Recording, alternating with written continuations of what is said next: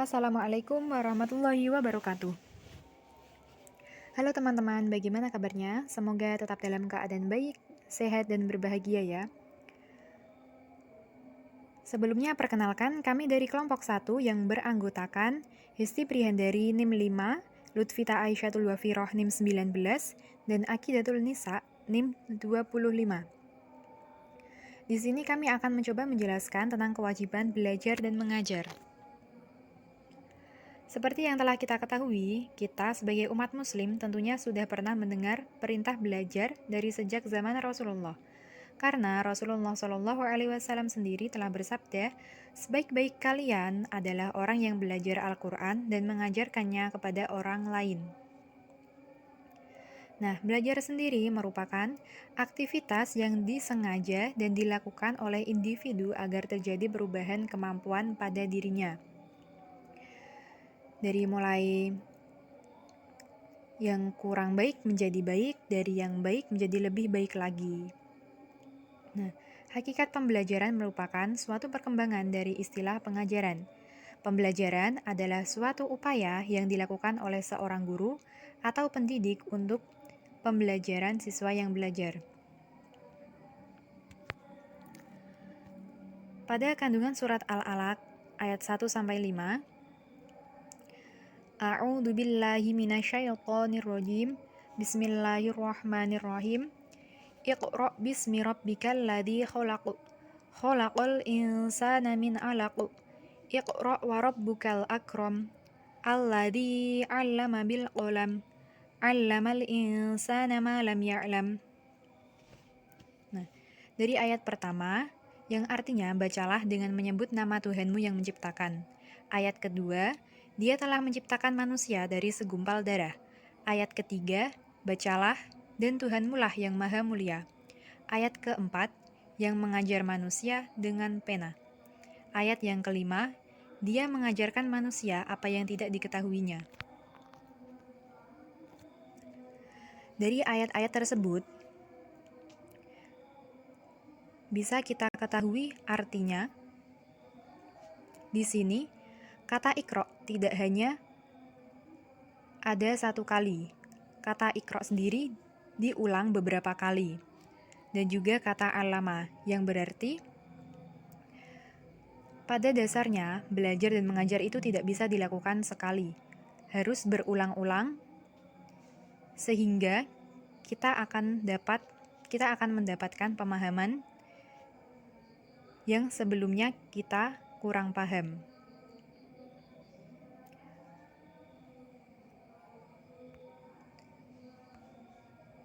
Selanjutnya akan dijelaskan oleh teman saya. Wassalamualaikum warahmatullahi wabarakatuh. Assalamualaikum warahmatullahi wabarakatuh. Saya Lutfita Aisyatul Wafiroh NIM 19 akan mencoba menjelaskan mengenai asbabun nuzul dari Al-Alaq ayat 1-5, menjelaskan tentang tafsir surat Al-Alaq ayat 1-5 dan munasabah Al-Alaq ayat 1-5. Yang pertama, asbabun nuzul surat Al-Alaq ayat 1-5. Sebelumnya, asbabun nuzul adalah sebab-sebab turunnya ayat atau surah dalam Al-Quran yang menjadi peranan penting dalam memahami maksud dari ayat Al-Quran. Asbabun nuzul berfungsi sebagai proyeksi ketika ayat itu turun dengan situasi dan konsep yang diajukan untuk dipahami melalui ayat Al-Quran. Asbabun nuzul Al-Alaq ayat 1-5. Dikisahkan Nabi Muhammad SAW mendatangi Gua Hira untuk tujuan beribadah selama beberapa hari. Beliau kembali kepada istrinya Siti Khadijah untuk mengambil bekal secukupnya. Hingga pada suatu hari di dalam gua, beliau dikejutkan oleh kedatangan malaikat membawa wahyu ilahi. Malaikat berkata kepadanya, "Bacalah." Beliau menjawab, "Saya tidak bisa membaca." Perawi mengatakan bahwa untuk kedua kalinya malaikat memegang Nabi dan mengguncangkan badannya hingga Nabi kepayahan. Dan setelah itu dilepaskan. Malaikat berkata lagi kepadanya, "Bacalah." Nabi menjawab, "Saya tidak bisa membaca." Perawi mengatakan bahwa untuk ketiga kalinya Nabi memegang Nabi dan mengguncangkannya hingga beliau kepayahan. Setelah itu, barulah Nabi mengucapkan apa yang diucapkan oleh malaikat, yaitu surat Al-Alaq ayat 1-5.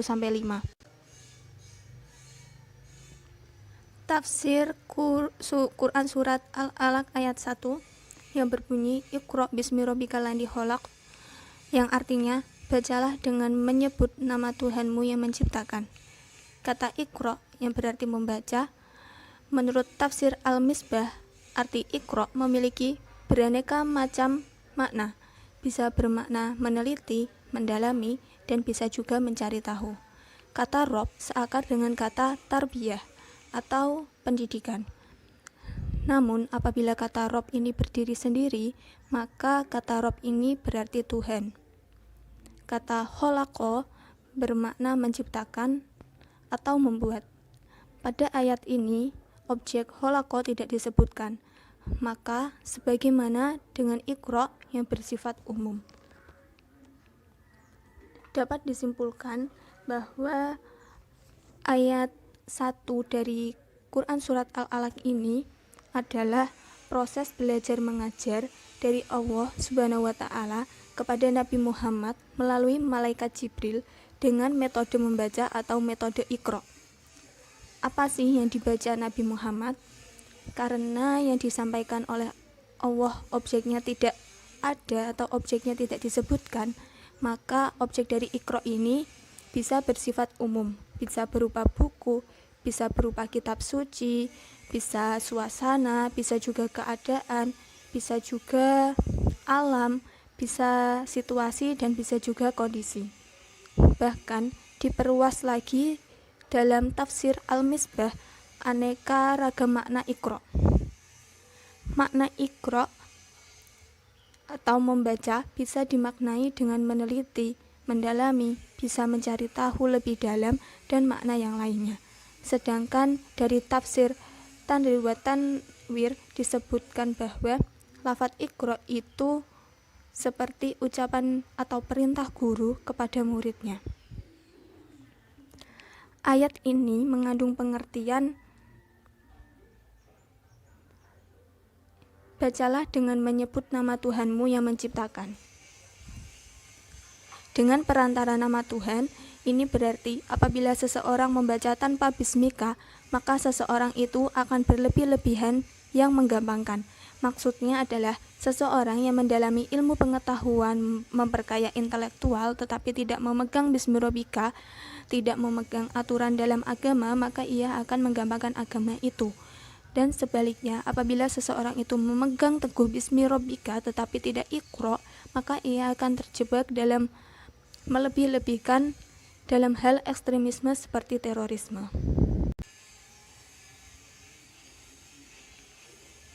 Yang kedua, surat Al-Alaq ayat 2 yang bunyinya khalaqal insana min 'alaq, yang artinya dia telah menciptakan manusia dari segumpal darah.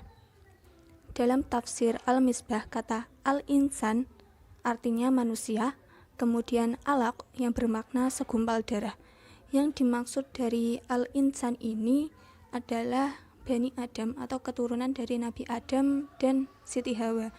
Karena Nabi Adam dan Siti Hawa tercipta bukan dari alaq, namun Nabi Adam tercipta dari tanah, sedangkan Hawa tercipta dari tulang rusuknya Nabi Adam.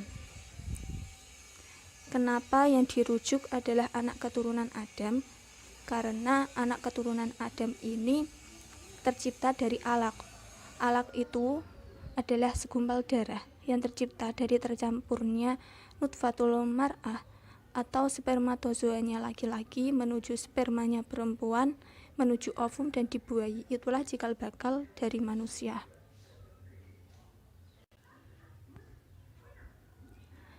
Selanjutnya, tafsir dari surat Al-Alaq ayat 3 yang bunyinya Iqra wa rabbukal akram, yang artinya bacalah dan Tuhanmu lah yang maha pemurah.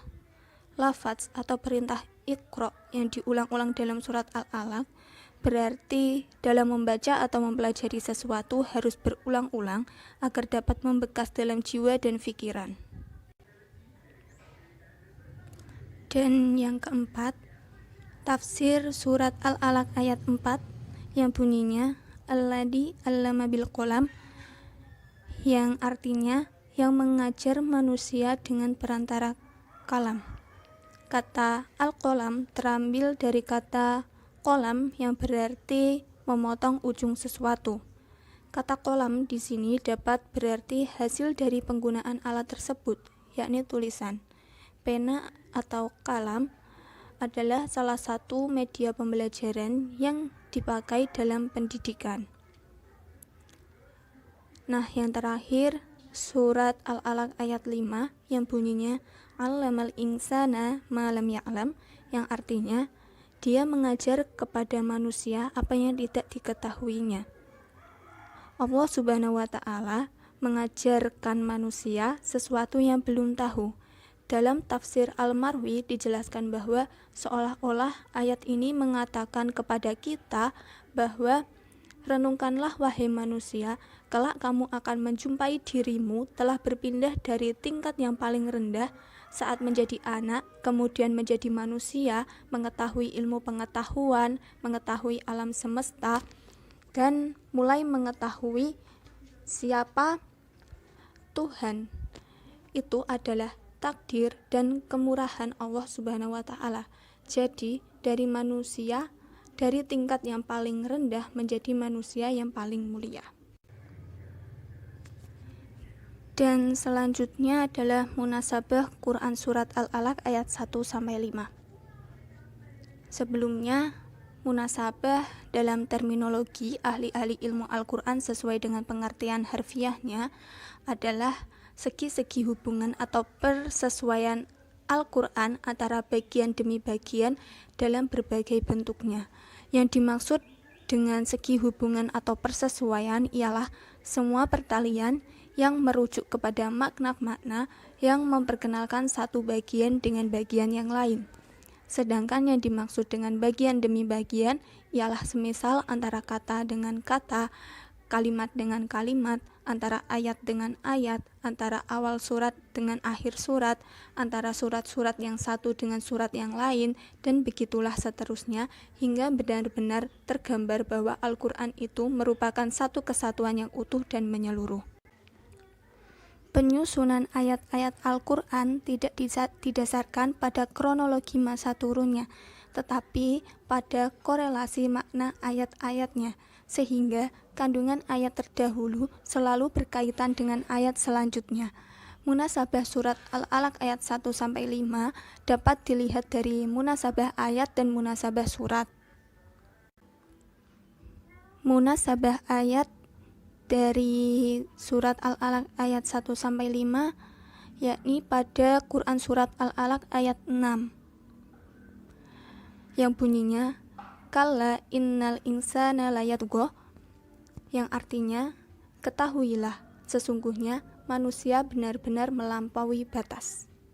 Ayat ini memberikan pengertian bahwa kandungan kalimat sesudahnya berlawanan dengan isi pernyataan sebelumnya, yaitu betapa naifnya manusia. Meski telah jelas keadaannya dan amat parah kemiskinan dalam dirinya sendiri, dan tidak ada lagi keraguan bahwa Allah Subhanahu wa ta'ala adalah sang pemilik segalanya, namun manusia tetap bersikap melampaui batas.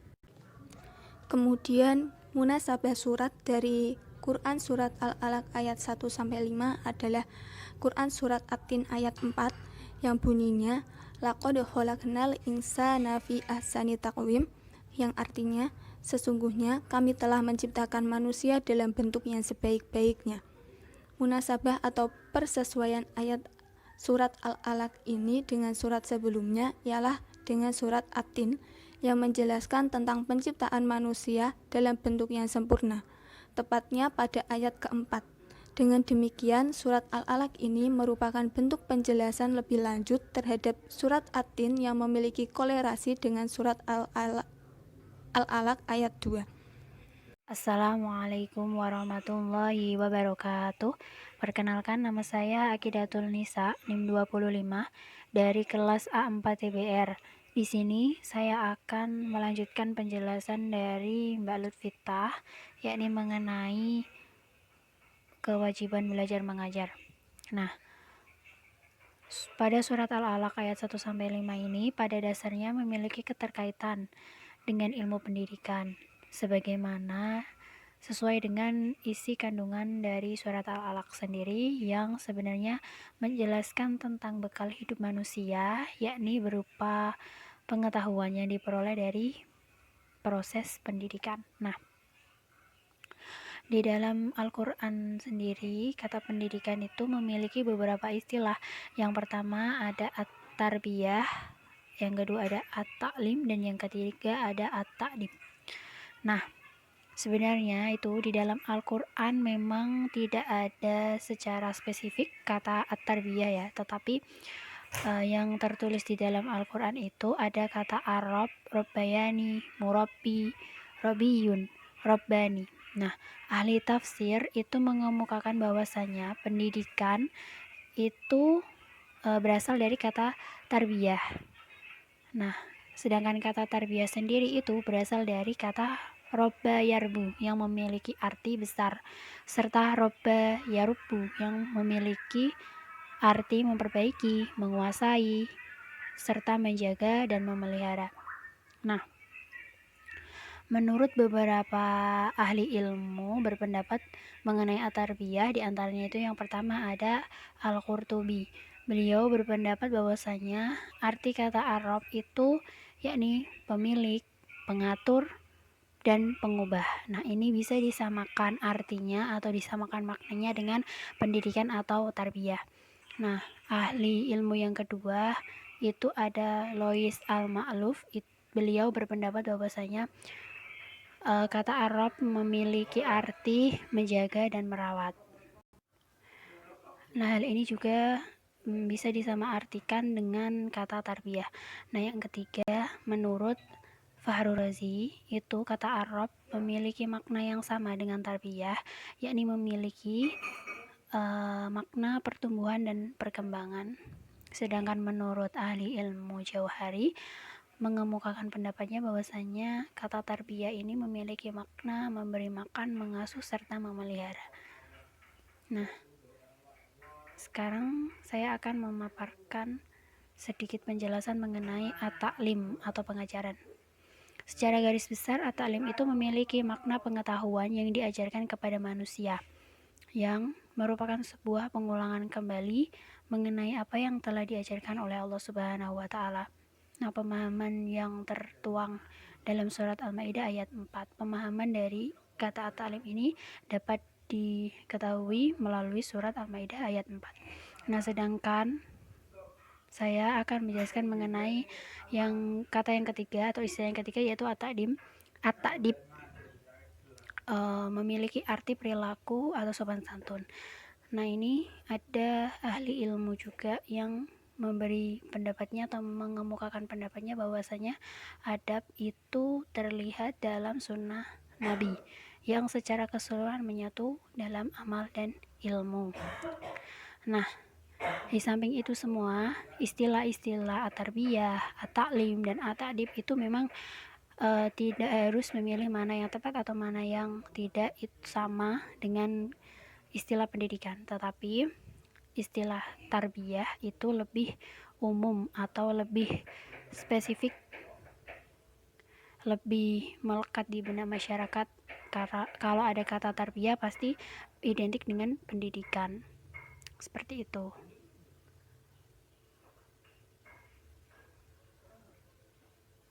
Nah, selanjutnya ada nilai-nilai pendidikan. Nah, nilai-nilai pendidikan ini, nilai-nilai pendidikan yang ada di dalam surat Al-Alaq ayat 1-5, itu yang pertama ada nilai gemar membaca dengan menyebut nama Allah Subhanahu wa Ta'ala. Nah, kita tahu bahwa di dalam surat Al-Alaq ini, Al-Alaq ini ayat pertama diawali dengan kata Iqra yang berasal dari kata qoro'ah. Nah, ini mempunyai arti bacalah. Tetapi di sini bacalah itu yang objek yang dibaca itu tidak harus dengan teks tertulis ataupun objek baca, dan juga tidak diucapkan sampai orang lain mendengar. Nah, dalam tafsir At-Sa'labi ini dijelaskan ya bahwa dari surat Al-Alaq ada kata Iqra, berarti bacalah. Nah, di sini objek yang dibaca adalah Al-Qur'an, di mana diawali dengan membaca atau menyebut nama Allah Subhanahu wa taala sebagai Maha Pencipta. Sedangkan dalam tafsir Al-Baidawi itu menyebutkan bahwasanya kata Iqra pada awal ayat itu juga berarti membaca, di mana objek yang dibaca adalah Al-Qur'an.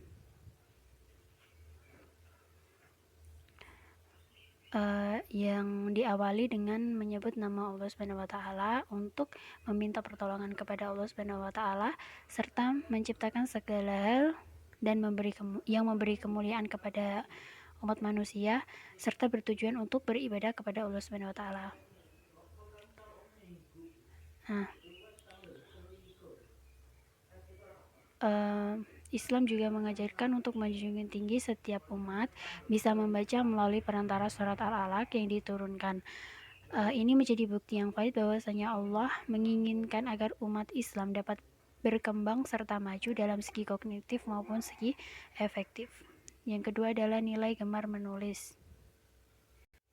Nah, kita tahu bahwasanya menulis atau kegiatan menulis adalah hal yang tidak dapat lepas dari pendidikan, di mana pendidikan itu kegiatannya ya menulis, membaca, memahami, menganalisis. Nah, seperti itu ya. Jadi kegiatan menulis ini juga sangat penting ya. Dalam agama Islam itu sesuai yang dijelaskan dalam surat Al-Alaq, yakni Allah menjelaskan mengenai belajar dengan cara kolam atau menulis yang disebutkan dalam surat Al-Alaq. Nah, pada hakikatnya itu kan belajar juga tidak hanya membaca saja, tetapi menulis juga bisa menjadi media untuk belajar. Nah, surat Al-Alaq ini mempunyai nilai gemar dalam menulis. Nah, ini itu bertujuan untuk agar supaya ilmu yang dimiliki itu dapat abadi atau tidak gampang terlupakan. Sebagaimana yang telah dicontohkan oleh para ulama dengan hasil karya-karya mereka, meskipun beliau ini sudah meninggal, tetapi hasil karyanya tetap ada sampai sekarang. Yang ketiga adalah nilai keilmuan. Nah, dalam surat Al-Alaq ayat ketiga kan Allah telah menjanjikan ketika seseorang sedang melakukan kegiatan membaca dengan didasari niat yang ikhlas karena Allah Subhanahu wa taala semata, maka Allah kan akan memberi anugerah ya berupa ilmu pengetahuan, pemahaman serta wawasan baru. Nah, ini membuktikan bahwa dalam surat Al-Alaq ini terdapat nilai keilmuan yang dijadikan upaya umat Islam dalam aktif mengikuti proses pembelajaran serta aktif dalam mengeksplorasi ilmu yang telah didapatkan sebanyak mungkin. Nah, seperti itu. Selanjutnya ada ilmu gemar mengajar. Nah,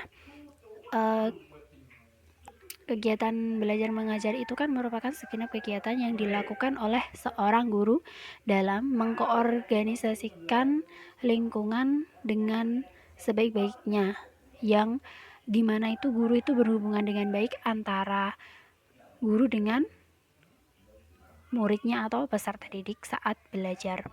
Nah, dalam kegiatan belajar mengajar itu kan ada kegiatan membaca, menulis, menyampaikan materi. Nah, itu kan memahami materi. Nah, itu kan dibutuhkan peran seorang guru untuk agar bisa membantu, agar bisa menerangkan kepada peserta didik supaya peserta didik dapat lebih memahami, lebih mengerti, lebih termotivasi oleh adanya seorang pembimbing atau pengajar seperti seorang guru atau tenaga kependidikan. Nah, ini juga dijelaskan dalam surat Al-Alaq.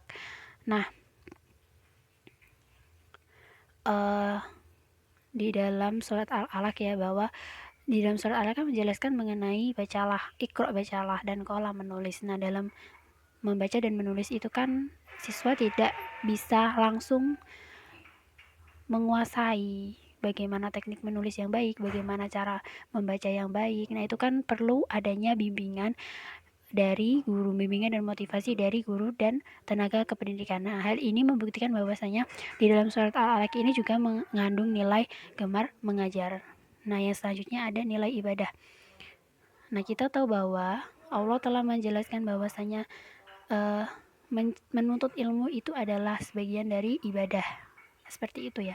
Jadi apabila kita menuntut ilmu dengan ikhlas, dengan penuh kesabaran, dengan sungguh-sungguh, maka Allah akan memberikan nikmatnya yang melimpah kepada kita dengan ilmu yang manfaat, ilmu yang berkah, ilmu yang barokah. Nah, seperti itu.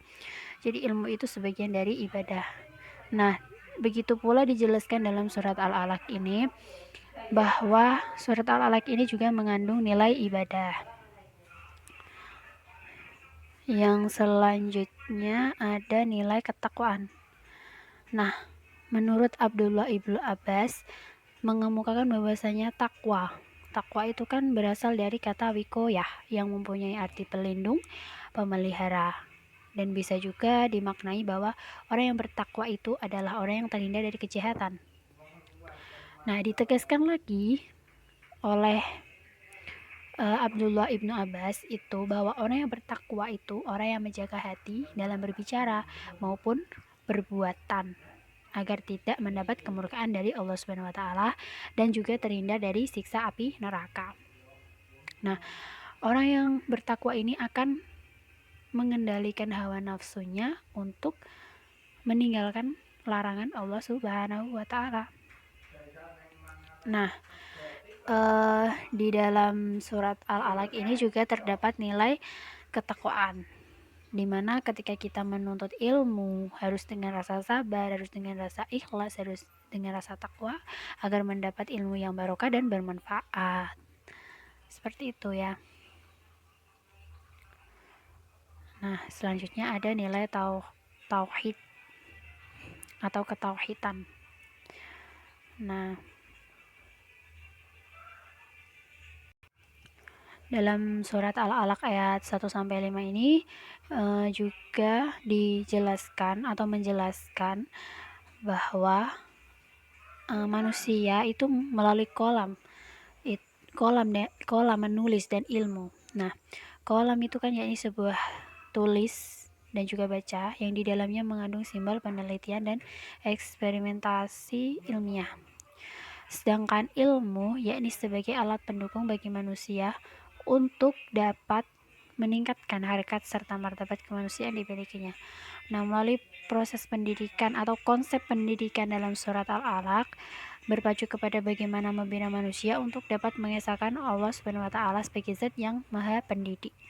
Inilah yang dinamakan nilai ketauhidan yang berada di dalam Quran surat Al-Alaq ayat 1-5. Karena pada dasarnya itu pendidikan tauhid itu adalah pendidikan yang paling penting di dalam agama Islam.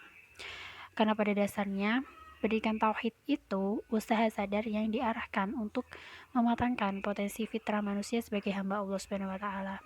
Jadi ketika kita menuntut ilmu atau sedang berproses di dalam pendidikan, itu ada baiknya kita mengasah ilmu atau pendidikan, mendapat pendidikan tauhid yang baik agar nantinya kita kalau sudah lulus sekolah maupun kuliah misalkan kita bisa mengamalkannya dengan baik dan kita memiliki ilmu tauhid yang baik. Nah, selanjutnya ada nilai akhlak ya. Ini nilai yang terakhir yang terdapat, nilai pendidikan yang terdapat di surat Al-Alaq. Nah, pada surat Al-Alaq ini kan disertai dengan Bismi rabbikal ladzi khalaq. Nah, ini kan artinya dengan menyebut nama Tuhanmu yang menjadikan. Nah, ini memiliki tujuan ya kan, supaya melakukan kebiasaan kegiatan membaca yang bersifat ilmiah dan ikhlas hanya untuk mencari ridha Allah Subhanahu wa taala. Nah, sebenarnya secara etimologi khuluq itu kan berarti budi pekerti, tingkah laku, dan bisa juga diartikan sebagai tabiat. Nah, akhlak sendiri itu kan dapat dimaknai dengan kebiasaan yang harus dilakukan dengan hal baik secara terus-menerus dengan istilah karimah. Dan jika kebiasaan tidak baik itu bisa disebut akhlakul mamzumah. Nah, akhlak ini kan memiliki kedudukan penting ya di dalam kehidupan manusia, baik hidup secara individu maupun masyarakat atau bahkan berbangsa. Jadi nilai akhlak ini sangat penting ya. Nah, apabila kita memiliki nilai akhlak yang baik, maka ilmu yang kita dapatkan juga akan baik. Nah, apabila kita memiliki pengetahuannya baik, dapat membedakan benar dan salah, dapat menghargai orang lain, sopan terhadap orang lain, itu kan lebih memudahkan kita untuk berinteraksi kepada sesama kita, misalnya sama teman, sama guru, sama dosen, dan lain sebagainya. Seperti itu. Selanjutnya ada implementasi surat Al-Alaq dalam pendidikannya. Pertama ada kata iqra atau bacalah, atau yang berarti bacalah. Nah, ini diperintahkan Allah dalam ayat pertama, kata pertama surat Al-Alaq, yaitu iqra, artinya bacalah. Nah, ini kegiatan membaca ini dapat diimplementasikan dengan cara melakukan kegiatan membaca buku, pelajaran, novel, koran, majalah, dan juga Al-Quran. Yang kedua, ayat kedua surat Al-Alaq memerintahkan kita sebagai manusia atau kita sebagai umat muslim untuk belajar ilmu pengetahuan. Misalnya, belajar berkaitan dengan ilmu biologi itu dapat dipelajari ketika dapat diimplementasikan ketika kita belajar di sekolahan. Misalnya dalam mata pelajaran biologi, atau mungkin bisa diimplementasikan ketika seseorang belajar ilmu kedokteran. Nah, seperti itu. Selanjutnya, yang ketiga yaitu perintah untuk membaca, yakni iqra, yang terulang sebanyak 2 kali. Nah, dalam surat Al-Alaq ini kan kata iqra, bacalah, itu kan disebut sebanyak 2 kali. Nah, yang pertama itu ditujukan untuk Nabi Muhammad SAW dari malaikat Jibril untuk agar supaya Nabi Muhammad itu memperdalam ilmunya atau pengetahuannya melalui pendidikan, melalui belajar. Nah, untuk mulai membaca. Nah, untuk yang kedua, iqra yang kedua itu ditujukan untuk para umatnya agar dapat metode pembiasaan diri dalam pendidikan sangat dibutuhkan agar dapat memperoleh ilmu yang bermanfaat, seperti itu. Yang keempat itu surat Al-Alaq mengajarkan manusia dengan pena, yakni alat tulis. Nah, dengan adanya pena itu kan alat tulis ya. Jadi dapat membuat sebuah tulisan atau sebuah karya. Nah, ini dapat diimplementasikan oleh umat Islam atau manusia ketika sedang mencatat materi pelajaran, atau mungkin mengimplementasikan pikirannya dalam bentuk tulisan-tulisan seperti novel, seperti buku, atau yang lainnya. Itu kan dapat menjadi nilai plus ya, atau nilai tambah bagi kita, bagi umat manusia. Yang kelima adalah perintah untuk membaca bagi umat Islam yang dijelaskan oleh Allah Subhanahu wa taala melalui surat Al-Alaq ayat 1 sampai 5. Nah, ini merujuk kepada perintah tulisan dalam bentuk catatan, namun lebih dalam konteks mencari kearifan lokal atau wisdoms, sehingga membaca dapat diimplementasikan untuk menjangkau pada hal membaca fenomena alam dan juga fenomena sosial dalam segala dinamika yang tidak akan berhenti. Nah, sekian presentasi dari saya. Apabila ada salah-salah kata mohon dimaafkan. Wassalamualaikum warahmatullahi wabarakatuh.